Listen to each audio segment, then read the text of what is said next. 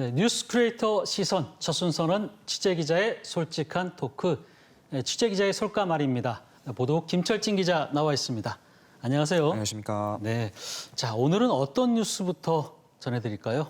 예, 한 시의원이 본회의장에서 질의하던 중 자신의 머리를 삭발해버렸습니다. 어찌된 일이었던 건지 관련 뉴스 통해 보시겠습니다. 천안시 의회 본회의장에서 더불어민주당 소속 이종담 의원이 현수막을 걸고 머리를 밀기 시작합니다.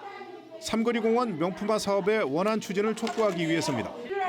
이에 대해 국민의힘 소속 시의원들이 강하게 반발해 여야 의원 간 고성이 오가는 등 정면 충돌했습니다.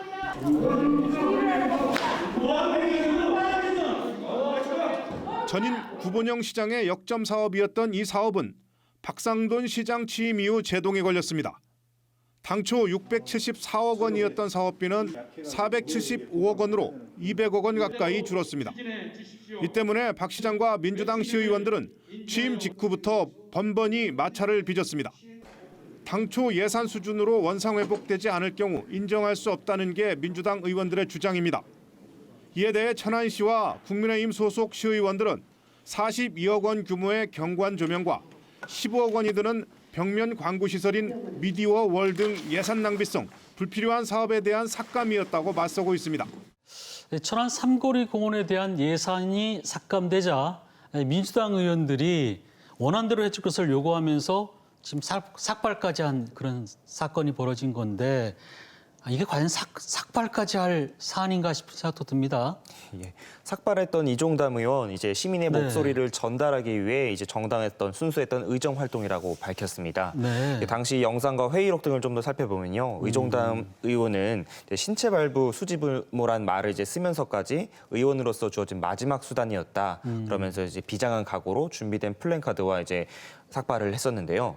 좀 더 네. 현장 상황에 대해서 말씀드리면은 당연히 이제 국민의힘 측에서도 시정 질문 시간에 이게 무슨 일이냐 반발을 했었습니다. 하지만 민주당 층에선 몸짓도 이제 시정 질문이다, 몸짓도 의사 표현이다라는 표현을 써가면서 이제 장내 소란이 좀 일기도 했었습니다.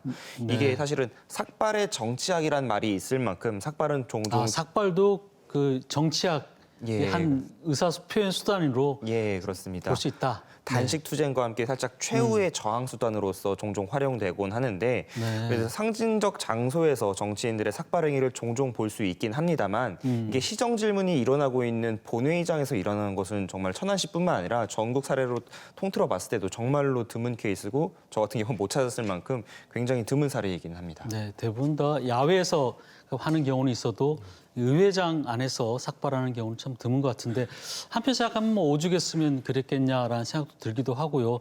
어찌됐든 천안시와 시의회에 이제 민주당이 다수당이죠, 그죠? 예. 그러니까 서로 이제 정책적인 의견 차이를 보는 것 같은데 지금 천안시에서는 이렇게 삭감해야 되는 뭐 이유가 있습니까, 이게? 이제 예산을 삭감한 현 시장인 이제 박상돈 시장 네. 같은 경우는 이제 전임 시장이 추진했었던 계획에는 낭비된 측면이 있었다라고 이제 지금 주장을 하고 있습니다. 아, 그래요? 그 낭비된 것이 약 이제 200억 원이 있어서 그걸 삭감했다라고 이제 말을 하고 있는데 조금 더 자세히 들어보면요, 이제 가장 크게 논쟁이 되는 게 한 30억 가량이 투입되는 미디어월이라는 그런 5개 전광판 시설이고요. 네. 그리고 40억 월이라는 게 예. 이제 벽처럼 만들었다는 그런 그렇습니다. 뜻이죠. 예. 네. 그리고 40억 상당의 분수대입니다. 이제 미디어월 같은 경우는 뭐 최근에 그 서울 코엑스에 보시면은 이제 네. 건물 한 벽면을 온전히 이제 광고판으로 쓰면서 굉장히 화제가 됐고 또 거기에 나온 광고들이 많이 화제가 되고 있는데 이제 그런 조금 한 단계 진일보된 광고판으로서 여기 이제 네. 명물로서 자리 잡겠다라는 계획이었었는데 네. 박 시장 측은 이에 대해서 이 공원이 뭐 유동 인구가 많은 곳도 아니고 여기 근처가 뭐 교통 정체가 심한 곳이 아니기 때문에 그런 광고 효과가 없다. 그래서 이것은 맞지 않다라고 주장을 한 거고 또 분수대 같은 경우도 인근 반경 2km 이내에 네. 분수대가 두 곳이나 있다. 그렇기 때문에 중복 투자다라고 하면서 이 두 곳의 예산을 이제 삭감한 상태입니다. 네, 한마디로 천안시 입장은 이게 과잉 투자라고 보는 것 같고 예. 민주당 소속의 이제 시의원들은 제대로 한번 공원을 만들어 보자, 명품화 공원을 만들어 보자, 아마 그런 차이인 것 같은데 천안 상거리 공원은 사실 천안의 상징이라 할 정도로 굉장히 또 유석 있고 전통 있는 그런 명소인데요. 이걸 해결하면서 제 생각에 드는 것은 주민투표를 혹시 해보면 어땠을까 하는 생각 드는데 그런 방안은 아예 논의 자체가 안 됐던 건가요? 이제 당연히 민주당 측에서 이야기가 나오고 있습니다. 네. 이제 민주당 측 같은 경우는 구전시장 당시 이제 시민 공청회를 통해서 설계까지 끝난 그런 사업이기 때문에 정당성이 있는 사업인데 갑자기 이렇게 뒤집는 것은 좀 사업의 연속성에 있어서도 말이 안 된다라고 말하고 있고 이 때문에 이제 이것을 뒤집으려는 거에 대해서 주민투표를 한번 하자라고 주장을 하고 있습니다. 이제 이종담 의원이 삭발을 하기 직전에도 이제 박 시장에게 요청을 했었던 것이 이 주민투표였었고요. 주민투표. 예. 민주당 쪽에서는 주민투표를 요구를 했었군요. 예, 그렇습니다. 네. 네, 하지만 박 시장 측은 바로 이제 그렇지 하지 않겠다라고 이제 밝혔는데요. 사실 뭐 박 시장 입장에서는 이미 후보 시절부터 이제 삼거리 공원 명품화 이 사업을 이제 전면 재검토하겠다라고 이제 공약으로 밝힌 상태에서 시민들이 이제 자신을 뽑았고 이제 자신의 결정에도 이제 어느 정도 그 공약을 지켜나가는 과정이다라고 주장을 할 수가 있을 것 같긴 하거든요. 네. 그래서 그렇죠. 박 시장 입장에서는 내가 공약으로 이미 이거를 재조정하겠다고 했기 때문에 날 뽑아준 거는 시민들이 그거를 뭐 인정한 게 아니냐 또 그렇게 예. 생각할 수도 있겠군요. 예. 네. 그런데 이제 또 문제가 그 시의회에서 그 이후에 또 상대적으로 보복성 예산 삭감 뭐 사태가 벌어졌더라고요. 한 72억 정도 천안시가 추진하는 사업들을 깎았던데 이렇게 되면 이게 사실상 이게 정쟁으로 흐르는 거 아닙니까?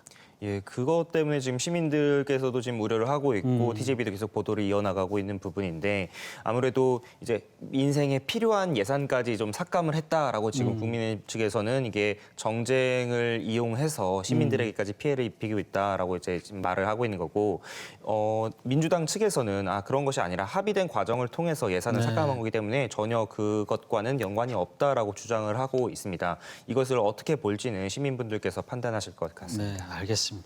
자, 여기서 취재 기자의 솔까말 들어볼까요? 시민들의 삶을 위해 조성했던 공원 그 과정에서 삭발과 같은 극한의 상황까지 대립을 하면서 결국 시민들의 피로만 깊어지는 것이 아닌가 우려됩니다. 네. 공원이라는 게 원래 좀 쉬자고 하는 건데 이 공원 만드는 것부터 참 필요해지는 것 같습니다. 네, 다음 뉴스 넘어가 볼까요? 인공지능이 더 이상 먼 미래가 아닌 것 같습니다. 코로나19 백신 접종 모니터링에 이제 이 AI 기술이 활용될 전망인데요. 관련 뉴스 먼저 보시겠습니다. 코로나19 자가격리 능동 감시 대상자에게 전화가 걸려옵니다.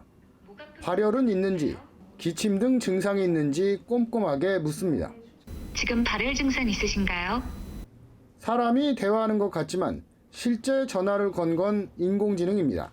SK텔레콤이 개발해 지난해 5월부터 아산 등 방역 현장에 투입된 코로나19 모니터링 시스템입니다.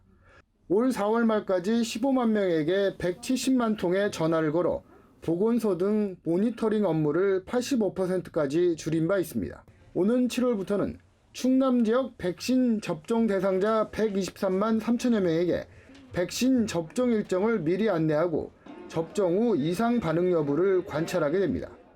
전화만 있으면 누구나 사용이 가능해 디지털 소외계층에게 백신 접종 정보를 손쉽게 제공할 것으로 기대됩니다. 네, 통상적으로 이제 전화 ARS 전화가 오면은 기계음이 들리니까 좀 사실 짜증스럽기도 하거든요. 예. 그런데 이 AI 모니터링은 좀 다른가 봐요.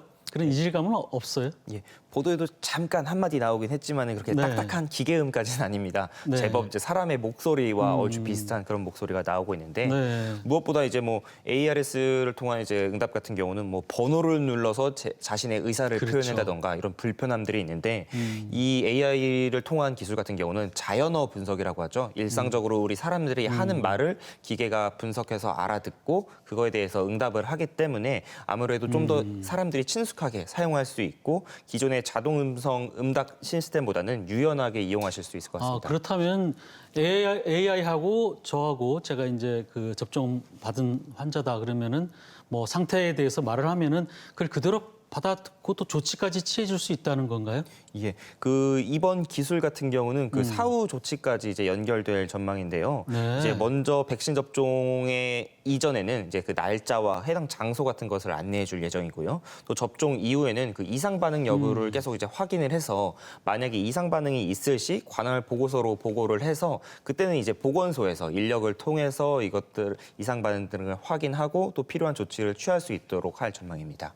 직접 이제 보건소로 바로 연계까지 시켜준다. AI가 알아듣고. 예.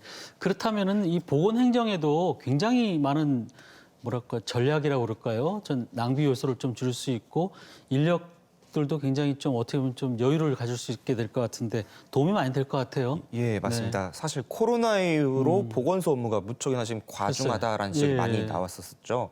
뭐 여러 업무가 있겠습니다만은 뭐 자가격리자들 관리부터 이제 백신 접종자의 사후 관리들까지 그런 그 세밀한 부분들까지 보건소에서 책임을 지다 보니까 아무래도 업무적으로 좀 과중될 수밖에 없었는데 이게 3분기부터는 본격적으로 백신 접종이 시작되면은 그 인원수가 훨씬 더 많아지지 않습니까? 네. 뭐 지자체별로 수십만에서부터 수백만까지 가는 데들도 있을 텐데 이런 업무들은 사실은 이제 행정력으로 감당하기가 불가능한 숫자거든요.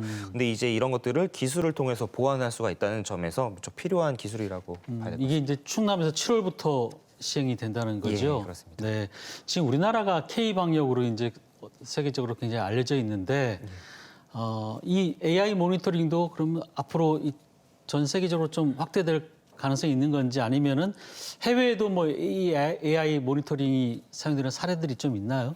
제가 뭐 세계 각국에서 사용되는 뭐 AI 기술을 통한 뭐 방역 같은 걸 좀 찾아보고 있었었는데 아직까지 이와 비슷한 유사한 사례는 제가 찾지는 그래요? 못했습니다만 이제 이런 아이디어 자체가 이제 앞으로 백신 접종이 전 세계적으로 지금 필요한 상황이기 때문에 보편적으로 필요하지 않을까 싶기는 한데 다만 뭐 SKT의 기술 같은 경우는 이제 그대로 수출하기엔 언어적인 장벽이 있기 때문에 네. 이런 아이디어들이 좀 참고되지 않을까 그런 생각을 하면서 이제 K 방역이 좀 좋은 사후 관리 케이스로 남길 기대하고 있습니다. 네, 알겠습니다. 사실 이미 가정에서도 보면은 뭐 기가진이 뭐 이런 여러 가지 인공지능 그 뭐라고 하죠?